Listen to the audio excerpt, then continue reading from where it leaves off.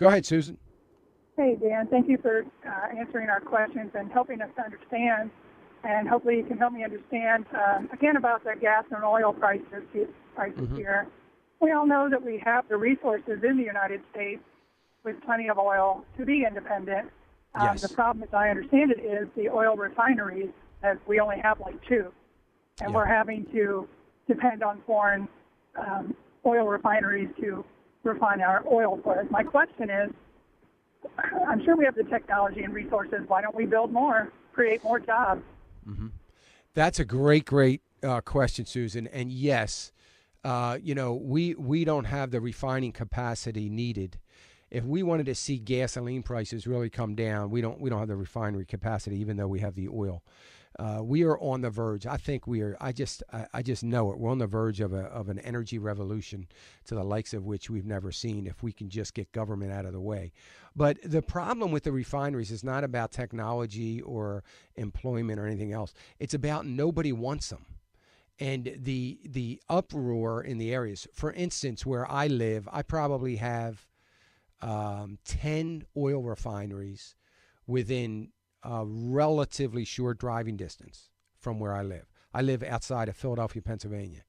And I know just on the Pennsylvania side of the river here, I can count 4.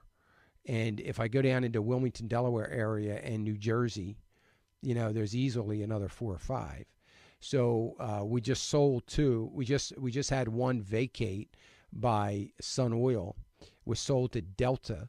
They're going to make jet fuel there, their own jet fuel. So there are some refineries. They're all concentrated in certain areas along the Gulf Coast, along Houston and Galveston area up through New Orleans. There's some refineries. West Coast, obviously, some in the middle of the country, but not enough, and we just don't have the capacity. So we need. But nobody wants them. Every time someone has tried to apply for permits and to build, it's not a problem with land. It's a problem that the uproar in the community is so strong that they just give up. The refineries say that this is not even worth fighting. So the problem is everybody wants it because everybody wants cheap gas, but nobody wants it in their backyard. So, that's the bigger issue. So they're really going to have to come up with the infrastructure to get some of these refineries, maybe in areas that are barely populated, in the middle of the country, in areas that have very, very low population, where they can build. The problem with that then, of course, is transporting it. But nevertheless, that may be the route to go. So that's the reason more than anything else. And you bring up a great point when you talk about refineries. Does that help you, Susan? Yeah, it does. I wasn't aware that we did have that many refineries, and I wasn't aware of the problem that was going on. It sounds like bureaucracy. Yes. And what can we do? Is there anything we can do? Yeah. Well, the only thing we can do is just if it comes to our community, that we can rally some sort of support around it and push it. The other thing that will, I think, happen is it's too easy right now for refineries to move on. They don't, or oil companies to move on. So Valero, for instance, a refinery company, may put up a fight for a little while, but it's too easy to say, you know what, we'll do fine right here, or we'll build a refinery in Puerto Rico and we'll just move over, by way of tanker, the refined oil. So it's a little bit too easy for them to do that. So I think it's going to take a little bit more of a glut in oil and a little bit more incentive, and that incentive coming by the way of huge transportation costs for refineries to move that gasoline around. So I think that's what's going to take more than anything. And we're far out, numbered, not in people or bodies. We're outnumbered in voices. So the liberal Hollywood elite that doesn't even want something like a Keystone Pipeline, you can imagine what they're talking about, what they're saying if you even dare to try to build a refinery. The technology for clean refinery now is unbelievable. They have these scrubbers and all these things that it's not. I mean, when I think of the pollution here in the Philadelphia area from all the refineries 40 years ago, it's literally day and night. I mean, we almost don't even have any pollution. I don't even see it. There was a day when you saw it. You physically saw it.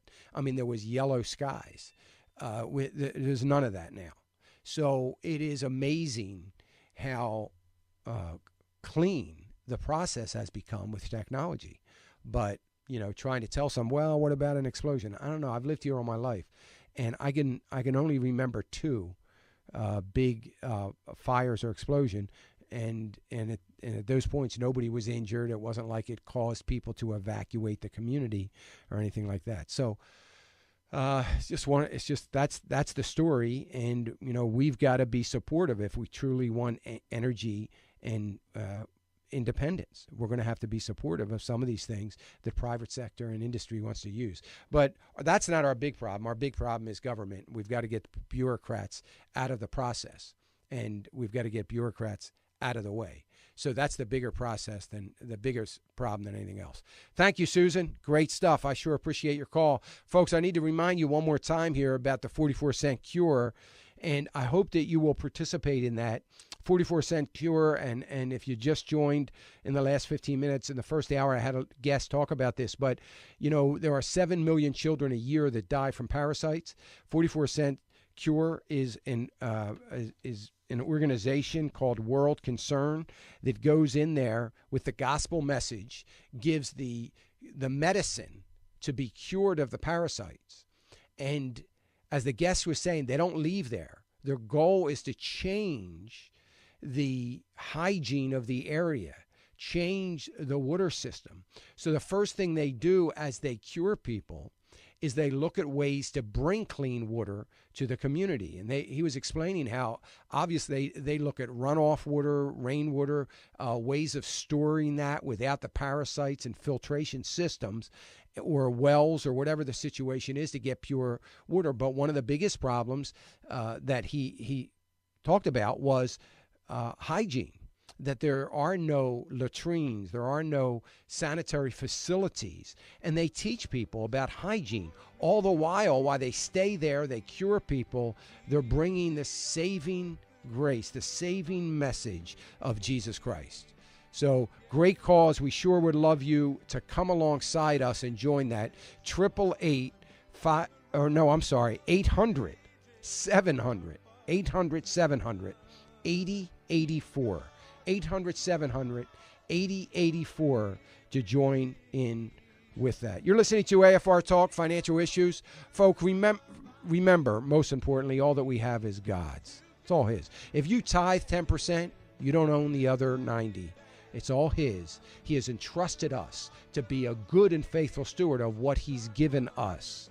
Let's stand before Him someday and be found just that, a good and faithful steward. Have a great day. God bless.